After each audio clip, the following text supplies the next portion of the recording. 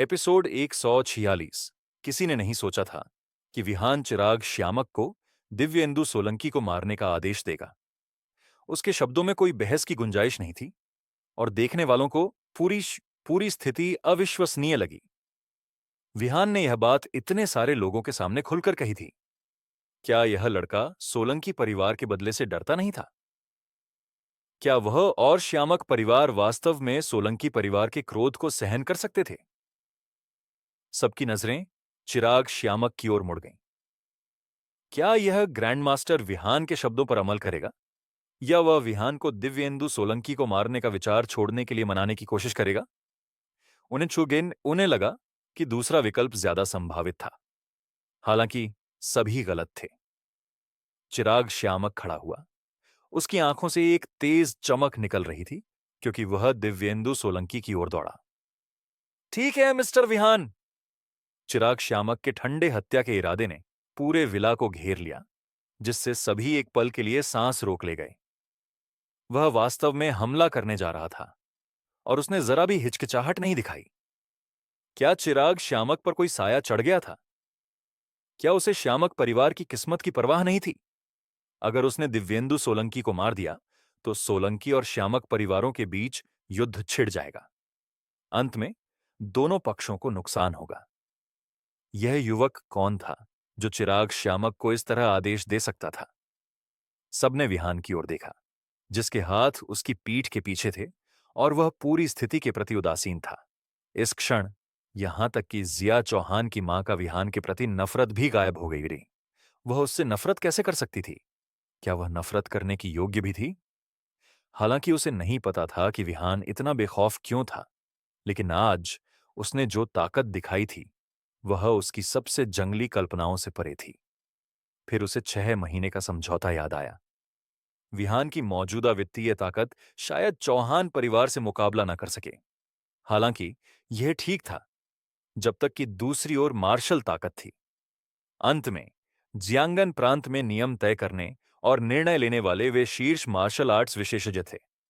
इस क्षण उसे अचानक लगा कि चौहान परिवार बेहद तुच्छ था। कम से कम अभी के लिए उसने विहान को स्वीकार और सम्मान दिया। जिया चौहान और विहान का साथ होना असंभव नहीं था, लेकिन यह सब इस शर्त पर था कि वह जल्दी मर न जाए। विहान एक प्रतिभाशाली व्यक्ति था, लेकिन क्या वह वास्तव में सोलंकी परिवार के क्रोध से बच सकता था? जिया चौहान की मां को ऐसा नहीं लगा। कम से कम अभी के लिए वह विहान के पीछे केवल चिराग श्यामक और जियांगन प्रांत के बिजनोय परिवार को देख सकती थी। उसे यह भी यकीन नहीं था कि इस घटना के कारण श्यामक परिवार चिराग श्यामक को छोड़ देगा या नहीं। ऐसे में विहान के पास और भी कम समर्थन बचेगा। विहान अकेले जियांगन प्रांत के शक्तिशाली सोलंकी परिवार का सामना कैसे करेगा? सतह पर हुआशिया शांतिपूर्ण लगता था, लेकिन पर्दे के पीछे खून की नदियां बहती थीं। बस आम लोगों को इसका पता नहीं था। इस क्षण चिराग श्यामक पहले ही दिव्येंदु सोलंकी तक पहुंच चुका था। उसकी नजर उदासीन थी, जैसे वह एक मरे हुए आदमी को देख रहा हो। दिव्येंदु सोलंकी एक कदम पीछे हटा और कांपती आवाज में बोला, चिराग श्यामक, तुम मुझे नहीं मार सकते। अगर तुमने मुझे मार दिया तो यह सोलंकी परिवार के खिलाफ युद्ध की घोषणा के बराबर होगा। यह सोलंकी परिवार और विहान के बीच का झगड़ा है। इसका तुमसे कोई लेना देना नहीं है। मैं वादा करता हूं कि मैं युवा मास्टर सोलंकी के सामने तुम्हारा नाम या श्यामक परिवार का जिक्र नहीं करूंगा। दिव्येंदु सोलंकी वास्तव में घबरा रहा था। हालांकि वह काफी मजबूत था, लेकिन वह चिराग श्यामक से लड़ने की योग्यता नहीं रखता था, जो ग्रैंड मास्टर रैंकिंग में उससे ऊपर था। चिराग श्यामक उसे आसानी से मार सकता था। उसे जीवित रहना था। केवल जीवित रहकर ही वह युवा मास्टर सोलंकी को सब कुछ बता सकता था। केवल जीवित रहकर ही वह उस अभिमानी विहान से बदला ले सकता था। चिराग श्यामक ने दिव्येंदु सोलंकी को ठंडे ढंग से देखा। अचानक वह बोला, तुम्हें मिस्टर विहान को नाराज नहीं करना चाहिए था। सोलंकी परिवार को मिस्टर विहान को नाराज करने का कोई अधिकार नहीं है। मिस्टर विहान की ताकत से पूरे सोलंकी परिवार की किस्मत एक शब्द से तय हो सकती है। चिराग श्यामक ने विहान के मार्शल आर्ट्स क्षेत्र में किए गए अविश्वसनीय कारनामों को याद किया। एक ही ठोकर से उसने मार्शल आर्ट्स मंच को ढा दिया था। उसने एक काल्पनिक तलवार को संक्षेपित करके एक अविश्वसनीय दूरी से दुश्मन को मार डाला था। हुआशिया में केवल कुछ लोग ही ऐसी भयानक चीजें कर सकते थे। चिराग श्यामक के शब्दों को सुनकर दिव्येंदु सोलंकी की आंखें डर से भर गईं। चिराग श्यामक के चेहरे से वह बता सकता था कि चिराग श्यामक सच बोल रहा था। क्या विहान के पास वास्तव में सोलंकी परिवार को नष्ट करने की क्षमता थी? यह कैसे संभव था? उसका दिल उथल-पुथल में था। जैसे ही वह कुछ कहने वाला था, चिराग श्यामक का पंजे जैसा हाथ उसके शरीर पर चिपक गया। यह बेहद दर्दनाक था। हालांकि चिराग श्यामक ने उसे तुरंत नहीं मारा। इसके बजाय वह उसे घसीट कर ले गया।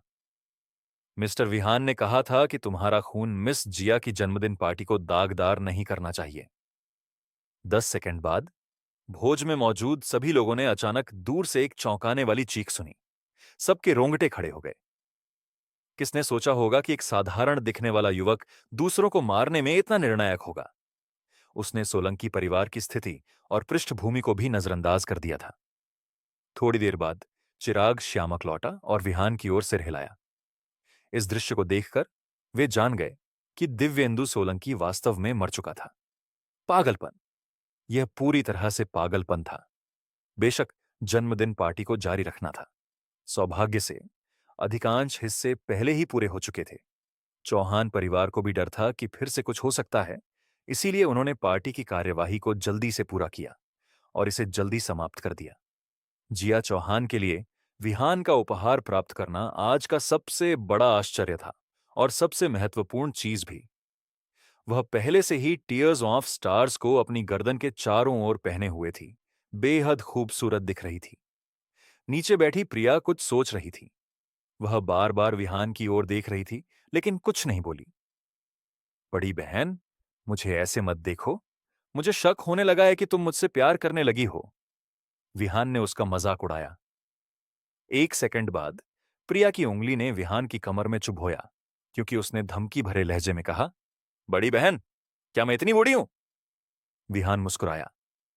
ठीक है, मैं गलत था। इसे छोटी परी कहना चाहिए। ये काफी नहीं है। प्रिया ने उसे ठीक किया। तुम्हें मुझे सुपर क्यूट छोटी परी प्रिया कहना चाहिए। विहान अवाक रह गया। जैसे ही वह कुछ कहने वाला था, जिया चौहान की मां पास आई और धीरे से बोली, विहान, मेरे साथ एक पल के लिए आओ। विहान ने सोचा कि जिया चौहान उसे ढूंढ रही थी, इसीलिए वह जिया चौहान की मां के पीछे चला गया। हालांकि जब वे एक कमरे में पहुंचे, विहान को जिया चौहान कहीं नहीं दिखी। वहां सिर्फ उसकी मां थी। जिया चौहान की मां का रवैया बहुत बदल गया था। अब उसमें वह अरुचि और अभिमान का निशान नहीं था। उसने व्यक्तिगत रूप से विहान के लिए एक कप चाय बनाई और कहा, तुम्हें पता होना चाहिए कि मैं तुम्हें अकेले क्यों बुला रही हूं। मुझे सचमुच नहीं पता, विहान ने भौहें सिकोड़कर और सिर हिलाकर कहा। जिया चौहान की मां को नहीं पता था कि विहान ना समझने का नाटक कर रहा था या नहीं, लेकिन उसने बस एक घूंट चाय ली और कहा, जिया की वजह से। विहान, मुझे कहना होगा कि हाल ही में तुमने जो चीजें की हैं, उन्होंने मेरी सोच को व्यापक कर दिया है। मुझे स्वीकार करना होगा कि मैं गलत थी। मुझे नहीं पता कि तुम पिछले 5 सालों में कहां थे या तुमने क्या अनुभव किया कि तुम इस तरह बदल गए। एपिसोड 147। जिया चौहान की मां ने विहान के अतीत की जांच की थी और जानती थी कि वह उस समय कुछ खास नहीं था। हालांकि वह 5 साल का खाली समय सब कुछ बदल देने वाला प्रतीत होता था। आप मुझसे सिर्फ ये बातें कहने आए थे? विहान ने शांति से पूछा। अगर और कुछ नहीं है तो मैं जा रहा हूं। विहान उठने ही वाला था कि उसने आगे कहा, क्या आपको पता है कि जिया का सोलंकी परिवार के साथ विवाह का समझौता है? विहान का शरीर ठिठक गया और वह वापस बैठ गया। विवाह का समझौता? जिया ने मुझे पहले कभी इसका जिक्र क्यों नहीं किया? यह बहुत पहले तय हो गया था। अगर कोई बड़ा परिवार जीवित रहना चाहता है और अपनी शांति और स्थिरता सुनिश्चित करना चाहता है, तो उसे मार्शल ताकत पर निर्भर रहना पड़ता है। यही चौहान परिवार की कमजोरी है। बेशक चौहान परिवार के पास कुछ विशेषज्ञ हैं जो स्थिति को संभालते हैं, लेकिन यह पर्याप्त नहीं है। सोलंकी परिवार पर निर्भर रहना ही चौहान परिवार के जीवित रहने का एकमात्र तरीका है। हाल के वर्षों में जिया चौहान के पिता एक मार्शल आर्ट्स परिवार के साथ विवाह गठबंधन की तलाश कर रहे थे, लेकिन यह तब तक सफल नहीं हुआ जब तक सोलंकी परिवार सामने नहीं आया। यह विवाह गठबंधन का प्रस्ताव सोलंकी परिवार की ओर से शुरू हुआ था, जिसने हमें आश्चर्यचकित कर दिया। विवाह गठबंधन पूरा होने में अभी कुछ महीने बाकी हैं। क्या आप जानते हैं कि मैं आपको यह क्यों बता रही हूं? जिया चौहान की मां ने विहान को गहरी नजरों से देखा। विहान ने कुछ नहीं कहा। उसकी आंखें ठंडी थीं, जैसे एक अथाह गहराई। जिया चौहान की मां ने आह भरी और गंभीरता से कहा, मुझे पता है कि आप मुझसे नफरत कर सकते हैं। मैंने कुछ निंदनीय काम किए हैं, लेकिन मैंने यह सब चौहान परिवार और जिया के लिए किया। किसी बड़े परिवार में जन्मी लड़की अपने विवाह साथी को चुन नहीं सकती। मेरे साथ भी यही हुआ था। मैं जिया चौहान के पिता से एक विवाह गठबंधन के कारण मिली थी। विहान अभी भी चुप रहा। वह अच्छी तरह जानता था कि उसकी असली बात अब भी बाकी थी। जिया चौहान की मां विहान की प्रतिक्रिया पर ध्यान दे रही थी। हालांकि शुरू में हत्या की एक हल्की भावना के अलावा विहान पूरी तरह शांत रहा। उसने अपने होंठ काटे और गंभीरता से कहा, विहान, मैं चाहती हूं कि आप जिया चौहान के जीवन से हट जाएं। आपने सोलंकी परिवार को नाराज कर दिया है और वे निश्चित रूप से आपसे बदला लेंगे। हालांकि आपके पीछे चिराग श्यामक है, लेकिन वह अब श्यामक परिवार का प्रतिनिधित्व नहीं कर सकता। बिश्नोई परिवार भी आपकी मदद नहीं कर सकता। आप अब पूरी तरह अकेले हैं। आप अकेले कैसे लड़ सकते हैं? मैं यह आपकी भलाई के लिए कह रही हूं। इससे पहले कि यह खबर सोलंकी परिवार तक पहुंचे, रिवर सिटी को जल्दी छोड़ दें और ऐसी जगह चले जाएं जहां कोई आपको न ढूंढ सके। यह आपके जीवित रहने का एकमात्र मौका है। जिया चौहान की मां अपनी बात के अंत तक लगभग चिल्ला रही थी। कमरे में सन्नाटा छा गया। सिर्फ जिया चौहान की मां की उत्तेजित सांसों की आवाज सुनाई दे रही थी। क्या सोलंकी परिवार बहुत शक्तिशाली है? विहान ने अचानक पूछा। हाँ, यह शीर्ष मार्शल आर्ट्स परिवारों में से एक है। श्यामक परिवार सोलंकी परिवार का मुकाबला नहीं कर सकता, उसने जवाब दिया। समझ गया, विहान ने कहा और खड़ा हो गया। फिर वह बाहर चला गया। जिया चौहान की मां थोड़ी हैरान रह गई। उनकी बात भी पूरी नहीं हुई थी, तो यह लड़का क्यों जा रहा था? उसने जल्दी से कहा, विहान, आप रिवर सिटी कब छोड़ने की योजना बना रहे हैं? मैं आपके लिए एक निजी जेट की व्यवस्था कर सकती हूं। विहान रुका, लेकिन पीछे मुड़ा नहीं। इसके बजाय उसने ठंडे स्वर में हंसा और एक जबरदस्त आभा छोड़ी। हालांकि यह दुनिया विशाल है, कोई भी मुझे पीछे हटने के लिए मजबूर करने के योग्य नहीं है। अगर कुछ लोग मृत्यु की तलाश में हैं, तो मुझे उन्हें जड़ से उखाड़ने में कोई आपत्ति नहीं है। दरवाजा बंद हो गया और जिया चौहान की मां कमरे में कांपती रह गई। वह दरवाजे को देखती रही, कुछ सोच में खोई हुई। टॉमसन कॉन्डोमिनियम के शीर्ष तल पर विहान और प्रिया घर लौटे। जिया चौहान आज यहां आने वाली थी, लेकिन चूंकि उसकी दादी कल जा रही थी, उसने एक और रात उनके साथ बिताने का फैसला किया। आखिरकार उनके साथ बिताने का समय केवल कम ही होता जा रहा था। इससे यह देखा जा सकता था कि जिया चौहान बहुत ही आज्ञाकारी थी। जैसे ही विहान ने लिविंग रूम में टेलीविजन चालू किया, प्रिया उसके पास बैठ गई। विहान, मुझे ईमानदारी से बताओ, जब जिया ने अभी तुम्हें चूमा, तो क्या तुम बहुत उत्साहित थे? क्या तुम अब खुद पर बहुत गर्व महसूस कर रहे हो? प्रिया ने झुककर फुसफुसाते हुए कहा। हालांकि यह सिर्फ एक मजाक था। प्रिया को लग रहा था कि वह हार गई थी। उसे विहान पसंद था, सचमुच पसंद था। दरअसल वह उसे तब से पसंद करती थी जब वे छोटे थे। यही कारण था कि जब विहान लौटा तो वह किसी और से ज्यादा खुश थी।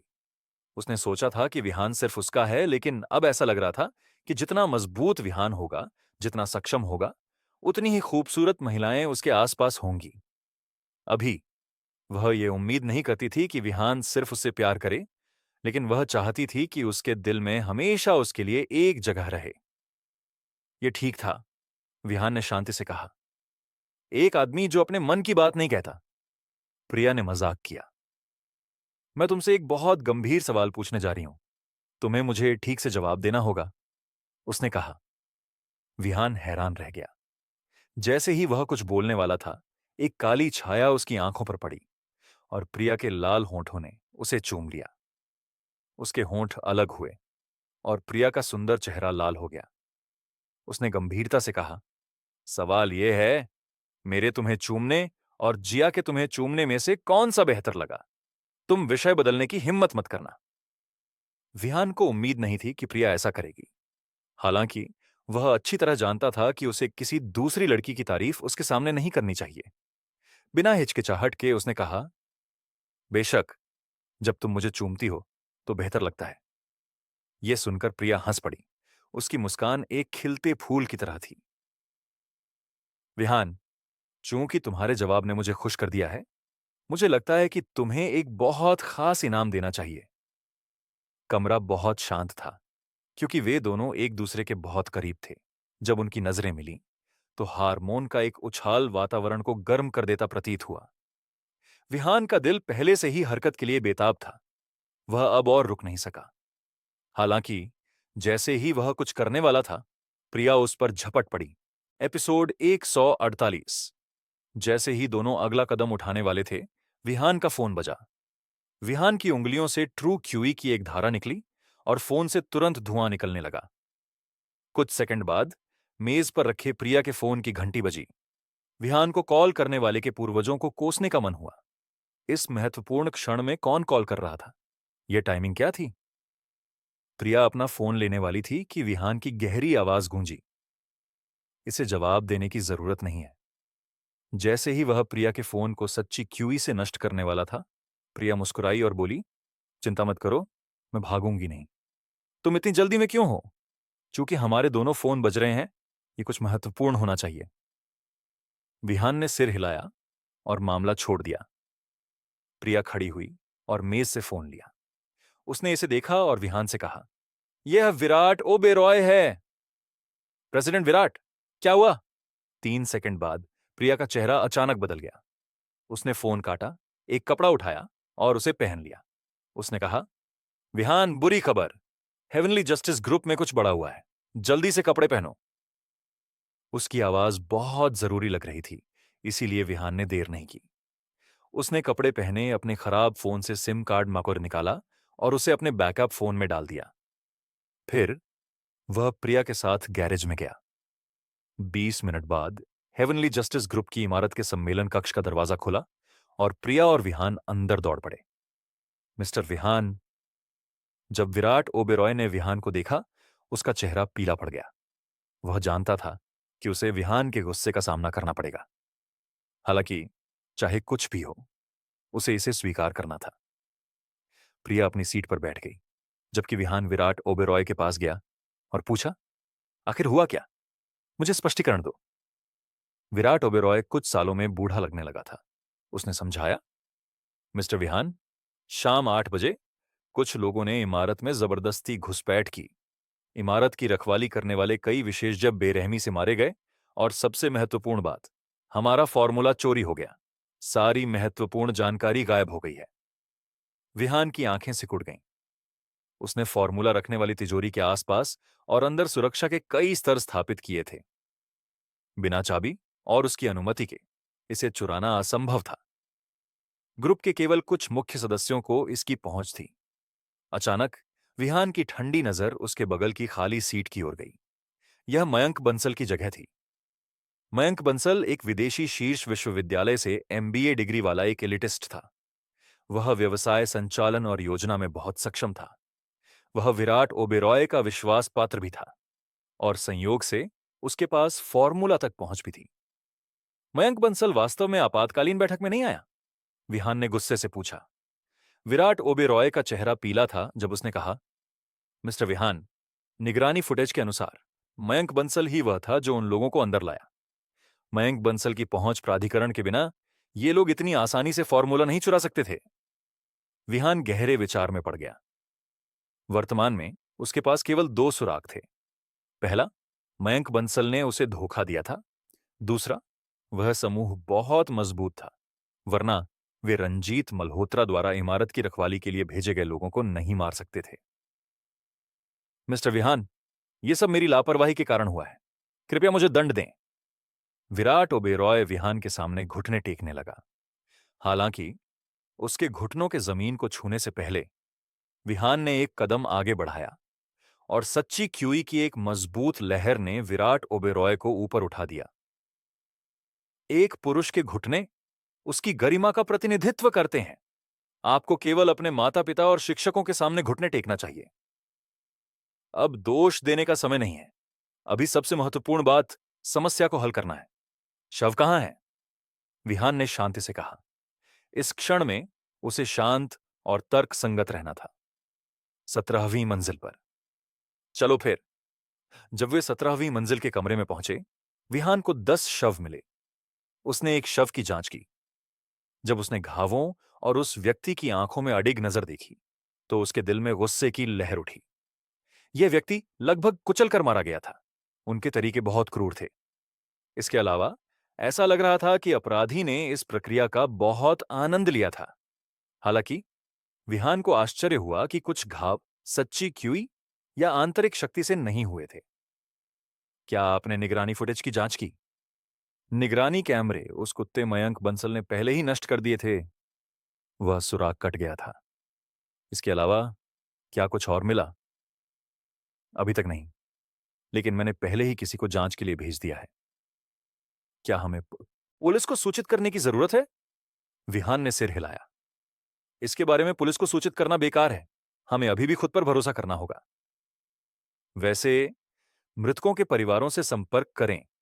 कंपनी द्वारा खरीदे गए बीमा दावों के अलावा प्रत्येक परिवार को मेरे पैसे से 10 मिलियन युआन और दें। विराट ओबेरॉय हैरान रह गया। विहान बहुत उदार था। बीमा राशि 10 मिलियन युआन थी। अकेले इन लोगों के परिवारों के लिए अच्छी तरह से जीने के लिए पर्याप्त थी। फिर भी विहान ने अपनी जेब से पैसे देने का फैसला किया। एक व्यवसायी के दृष्टिकोण से इसमें कोई लाभ नहीं था। हालांकि नैतिक रूप से यह सही था। अचानक विहान की आंखें सिकुड़ गईं जब उसे कुछ समझ आया। वह जल्दी से एक शव के पास गया। इस शव की मुट्ठियां कसकर बंद थीं और उसका पीला चेहरा अडिग था। विहान ने उस व्यक्ति का हाथ खींचा और एक विशेष प्रतीक वाला बटन पाया। ऐसा लगता है कि इस व्यक्ति को पता था कि वह मरने वाला है, इसलिए उसने अपने अंतिम क्षणों में हमें समूह को खोजने के लिए एक सुराग छोड़ा। उसके परिवार को और 10 मिलियन युआन दें, विहान ने निर्देश दिया। फिर विहान ने बटन उठाया। उस पर बना पैटर्न बहुत अजीब था और ऐसा नहीं लगता था कि यह हुआशिया का स्थानीय था। उसने सोचा और फिर तन्मय को फोन लगाया। मैं कुछ जांच करना चाहता हूं। मैं एक फोटो लूंगा और आपको भेजूंगा। मुझे 1 घंटे के भीतर परिणाम चाहिए। ठीक है। कॉल खत्म हो गई। विहान जानता था कि तन्मय को ढूंढना सबसे अच्छा विकल्प था। ड्रैगन सोल कमांडो टीम को आमतौर पर विदेशों में मिशन करने का काम सौंपा जाता था, इसीलिए विदेशी ताकतों पर उनका डेटाबेस अधिकांश ताकतों से कहीं बेहतर था। 10 मिनट बाद विहान का फोन बजा। मिस्टर विहान, मुझे आपके द्वारा मांगी गई जानकारी मिल गई है। बटन पर चित्र मार्शल एम्परर सोसाइटी नामक एक ताकत से उत्पन्न हुआ है। मार्शल एम्परर सोसाइटी का नेता ब्रूस नाम का आदमी है। वह बेहद शक्तिशाली है और उसके पास 1 लाख अनुयायी हैं। पर्ल नेशन में ब्रूस को मूल रूप से एक भगवान के रूप में माना जाता है। हमारी ड्रैगन सोल कमांडो टीम का एक बार दक्षिणी समुद्रों में मार्शल एम्परर सोसाइटी के साथ संघर्ष हुआ था। नतीजतन दोनों पक्षों को भारी नुकसान हुआ और हमारे 7 सदस्य मारे गए। यह एक ऐसी ताकत है जो हुआशिया के लिए अत्यधिक खतरा पैदा करती है। मिस्टर विहान, आप उन पर जानकारी क्यों ढूंढ रहे हैं? क्या हाल ही में मार्शल एम्परर सोसाइटी का कोई व्यक्ति हुआशिया आया है? विहान की नजर ठंडी थी। तन्मय ठिठक गया और उसे बुरा एहसास हुआ, लेकिन उसने फिर भी कहा, मैंने अभी जांच की और वास्तव में ऐसा है।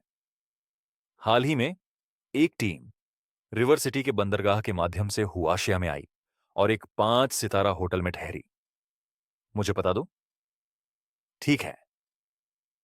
विराट ओबेरॉय ने स्वाभाविक रूप से फोन कॉल की सामग्री सुनी और उत्सुकता से पूछा, मिस्टर विहान, हमें मार्शल एम्परर सोसाइटी के बारे में क्या करना चाहिए? एपिसोड 149।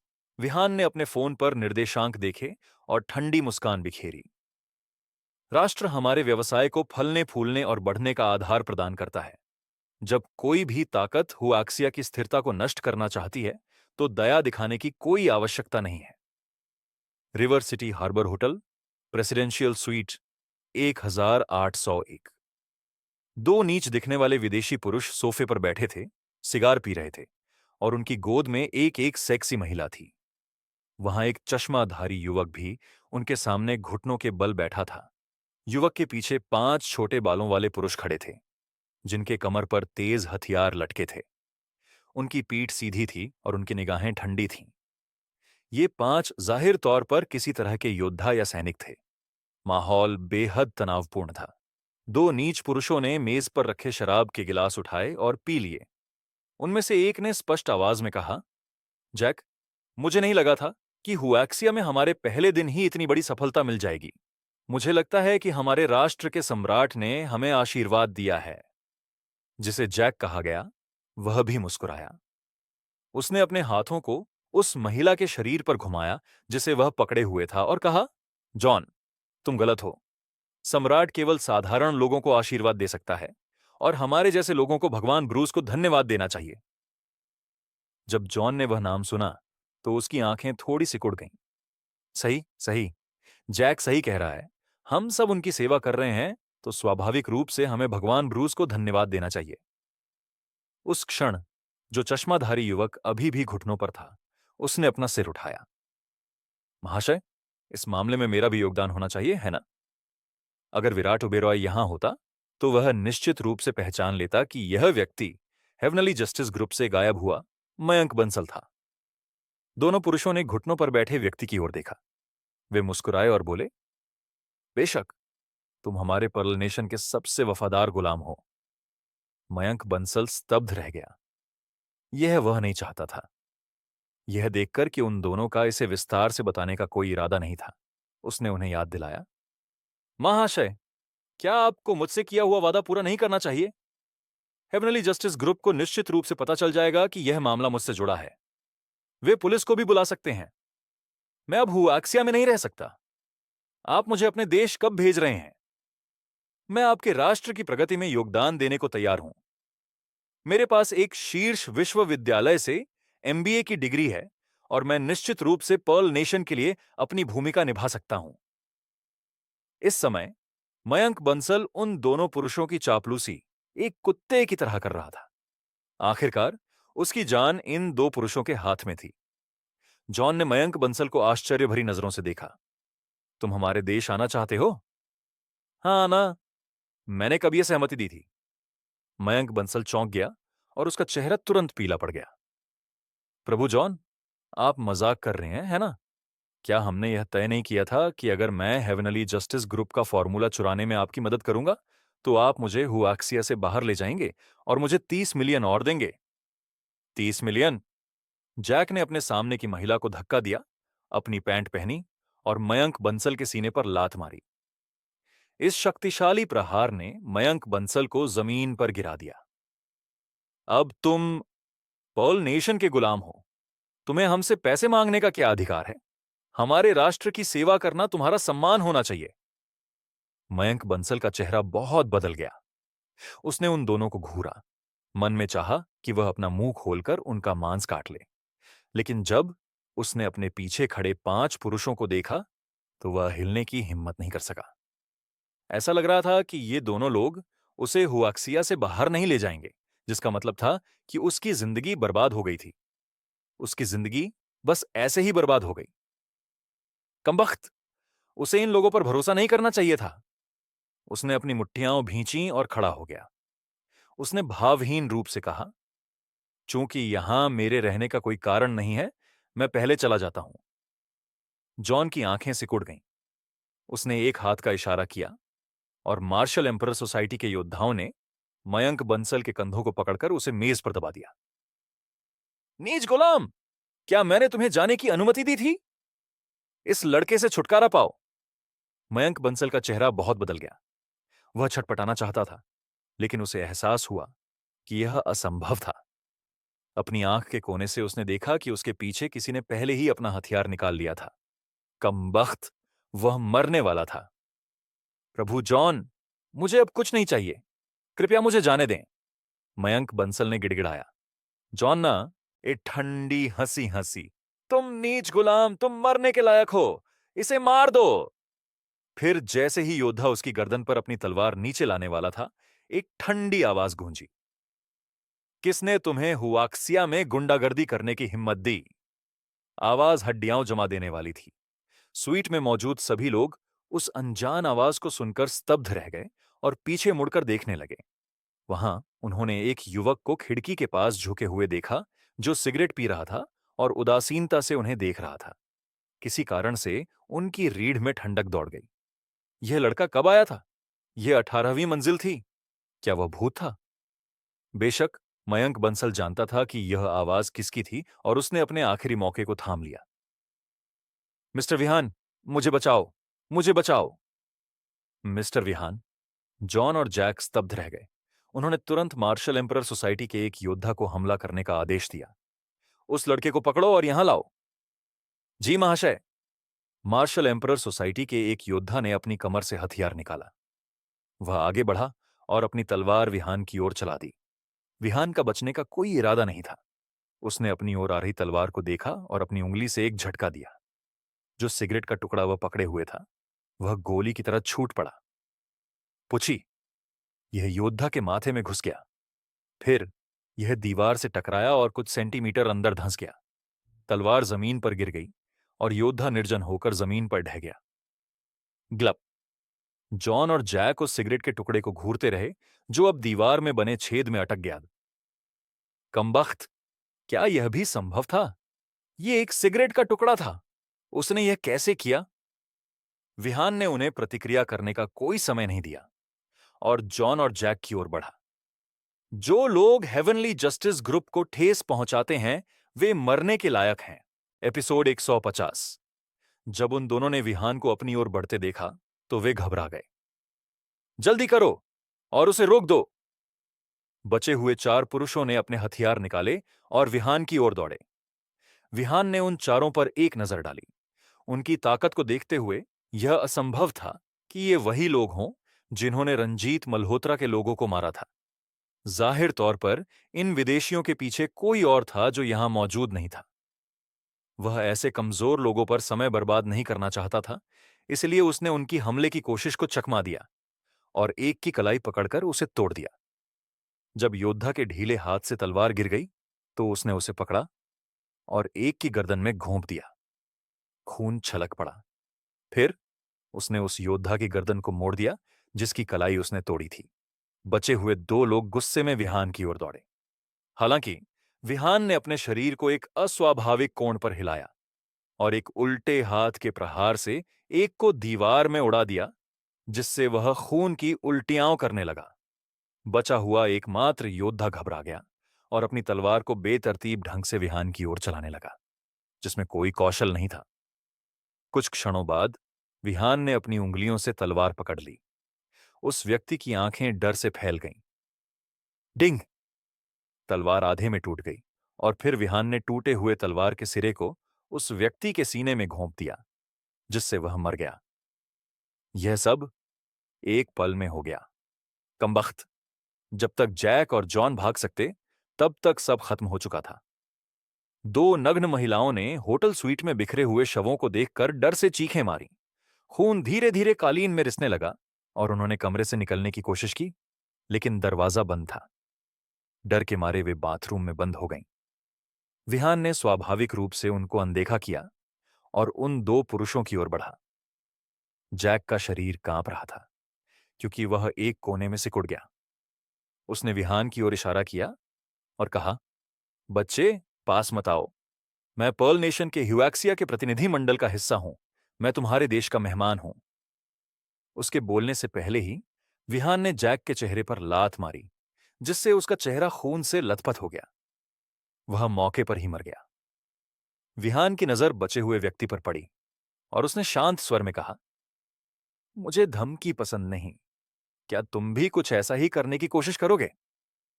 ठंडी हत्या की मंशा ने स्वीट को घेर लिया, जिससे जॉन कांप उठा। क्या वह बोलने की हिम्मत कर सकता था? कतई नहीं। उसी क्षण कमरे का दरवाजा अचानक तोड़ दिया गया। ठोस लकड़ी का दरवाजा टुकड़ों में बिखर गया और लकड़ी के छींटे हर जगह उड़ गए। एक मध्यम आयु का व्यक्ति जिसके चेहरे पर निशान था, अंदर दौड़ा। इस व्यक्ति की मार्शल आभा काफी शक्तिशाली थी। क्या उसे वह अपराधी मिल गया था जिसकी वह तलाश कर रहा था? जब जॉन ने उस मध्यम आयु के व्यक्ति को देखा तो वह खुश हो गया। मास्टर लियो, मुझे बचाओ। लियो मार्शल एम्परर सोसाइटी का एक रहस्यमयी क्षेत्र का विशेषज्ञ था। मार्शल एम्परर सोसाइटी के विशेषज्ञ 4 क्षेत्रों में विभाजित थे: स्वर्ग, पृथ्वी, रहस्यमयी और आत्मा। मार्शल एम्परर सोसाइटी में केवल 10 रहस्यमयी क्षेत्र के मास्टर थे और वे ह्यूएक्सिया के कुछ ग्रैंड मास्टर्स को भी आसानी से संभाल सकते थे। यह लड़का मरने वाला था। लियो ने चिल्लाकर कहा, हुआक्सिया का एक कीड़ा हमारे सम्मानित पर्ल नेशन के किसी व्यक्ति को छूने की हिम्मत कैसे करता है? तुम मौत को बुला रहे हो। विहान की नजर बर्फ की तरह ठंडी थी जब उसने अपना दायां पैर उठाया और जॉन के सीने पर जोर से मारा, जिससे उसकी जान चली गई। जॉन की मुस्कान जम गई। उसे उम्मीद नहीं थी कि मास्टर लियो के पास पहुंचने से पहले वह मर जाएगा। उसकी पुतलियां सफेद हो गईं जब जीवन उसके शरीर से निकल गया। तुम्हें मारने से मेरा जूता गंदा हो गया, विहान ने कहा। कमबख्त, लियो ने गर्जना की। विहान की नजर फिर लियो पर पड़ी जब उसने ठंडे स्वर में पूछा, क्या तुमने हेवनली जस्टिस ग्रुप के उन लोगों को मारा था? लियो एक पल के लिए स्तब्ध रह गया, फिर वो हंसने लगा। क्या तुम उन कचरों की बात कर रहे हो? मुझे लगा कि हुआक्सिया के मार्शल आर्ट्स विशेषज्ञ बहुत शक्तिशाली होते हैं, लेकिन वे सब कचरा थे। एक लड़का था जो मेरे सामने घुटनों पर बैठ गया और दया की भीख मांगने लगा। उसने कहा कि उसका बच्चा अभी अब भी पैदा हुआ है और वह मरना नहीं चाहता। क्या तुम जानते हो कि उसके बाद क्या हुआ? मैंने उसके एक एक अंग को तोड़ा। फिर मैंने उसे आखिरी के लिए छोड़ दिया। हाँ हाँ हाँ, मैं तुम्हें बहुत आनंद से यातना देने वाला हूं। तुम्हें तैयार रहना चाहिए। लियो फिर चीते की तरह विहान की ओर झपटा। उस क्षण विहान की आंखें लाल हो गईं। उसके दिल में एक अवर्णनीय क्रोध उबल रहा था। इस आदमी को मरना ही चाहिए। उसने कभी किसी को इतनी बुरी तरह मारना नहीं चाहा था। 10 लाशों की छवि उसके दिमाग में भर गई। वे निर्दोष थे, उनके परिवार और बच्चे थे। हालांकि अपने मिशन को पूरा करने के लिए उन्होंने अपनी जान दे दी। विहान की आभा लगातार बढ़ती गई। उसके डैंटियन में मौजूद सच्ची क्यूई उसके पूरे शरीर में फैल गई। उसके सिर के ऊपर एक खून के ड्रैगन की आभासी आकृति गाढ़ी हो गई। जब खून का ड्रैगन दहाड़ा तो स्वीट हिल गया। मरो! विहान के पैर आखिरकार हिले और वह छाया की एक श्रृंखला छोड़ते हुए आगे बढ़ा। पलक झपकते ही वह लियो के सामने पहुंच गया और एक मुक्का मारा। जब बाद वाले ने देखा कि विहान वास्तव में उसके साथ आमने सामने लड़ रहा था, तो उसके मुंह के कोने ठंडी मुस्कान में मुड़ गए। मेरे देश में कोई भी मेरे साथ आमने सामने लड़ने की हिम्मत नहीं करता। बैंग! दोनों मुक्के टकरा गए। अचानक लियो ने अपनी बांह से होते हुए अपने शरीर में एक भयानक शक्ति को महसूस किया। वह उग्र शक्ति उसके शरीर में तबाही मचा रही थी और ऐसा लग रहा था जैसे वह अंदर से फट रहा हो। यह कैसे संभव था? यह किस तरह की शक्ति थी? हुआक्सिया के ग्रैंड मास्टर्स के पास भी ऐसी शक्ति नहीं थी। उसके प्रतिक्रिया करने से पहले उसकी दाहिनी बांह फट गई। उसकी पूरी बांह गायब हो गई। आह! वह डर से चीखा और उसका पूरा शरीर पीछे उड़ गया। हालांकि वह जमीन पर उतरने से पहले उसके ऊपर एक काली छाया दिखाई दी। उसने जानवर जैसी आंखों की एक जोड़ी को उसे घूरते हुए देखा। मौत से भी अधिक दर्दनाक निराशा का आनंद लो। विहान की हथेली उसके सीने पर गिरी और उसे जमीन पर पटक दिया। लियो का खून उबल रहा था। वह खड़ा होने वाला था जब एक चमड़े का जूता उसकी बची हुई बांह पर आ गया। कच! हड्डियों के टूटने की कान फाड़ू आवाज गूंजी। आ! कम वक्त! मैं मार्शल एम्परर सोसाइटी का सदस्य हूं। अगर तुमने मुझे मारा तो तुम्हारा पीछा किया जाएगा। लियो ने जमकर विरोध किया, लेकिन यह सब व्यर्थ था। यह तो बस शुरुआत है। अब और सहन नहीं कर सकते। विहान के हाथ में कुछ चांदी की सुइयां दिखाई दीं और उसने उन्हें लियो के एक्यूपंक्चर बिंदुओं में चुभो दिया। हुआ अक्सिया में चांदी की सुइयां न केवल लोगों को बचा सकती हैं, बल्कि उन्हें यातना भी दे सकती हैं। वे इंसान के दर्द को 20 गुना से अधिक बढ़ा सकती हैं। फिर विहान ने एक बार फिर अपना पैर मारा और लियो का बायां पैर मांस और खून का ढेर बन गया। आर्ग! लियो को उस क्षण लगा कि जीना मौत से भी बदतर है। उसका चेहरा दर्द से भरा था और उसका पूरा शरीर पसीने से भीग गया था। वह मरना चाहता था, लेकिन नहीं कर सका। उसे केवल यातना सहनी पड़ी। वह गरजा। उसने दया की भीख मांगी। हालांकि उसके सामने मौजूद यमदूत ने कोई रहम नहीं दिखाया।